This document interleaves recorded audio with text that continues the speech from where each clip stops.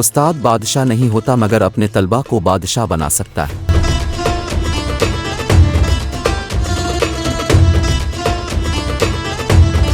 एक बेहतरीन उस्ताद जानता है कि अपने तालिब इल्म में से बेहतरीन कैसे निकालना है।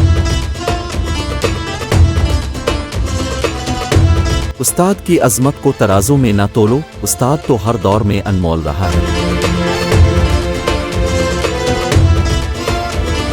जिनके किरदार से आती हो सदाकत की महक, उनकी तदरीस से पत्थर भी पिघल सकते हैं।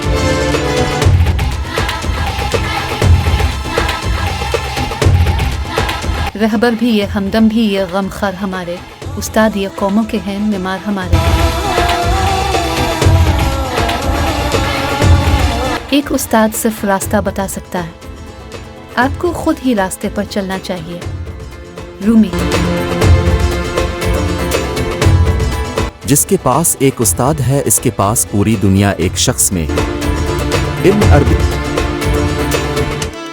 जब एक उस्ताद स्कूल की चार दीवारी के अंदर होता है तो वो न सिर्फ इल्म फराहम कर रहे होते हैं बल्कि वो आने वाली नस्ल की तकदीर को तश्कील देते हैं। एक उस्ताद की हकीकी कदर का अंदाज़ा इस बात से लगाया जाता है कि वो अपने तलबा की ज़िंदगियों पर क्या असरात मुरत्तब करते हैं। एक उस्ताद का असर क्लासरूम से बाहर और अबदियत तक फैल सकता है।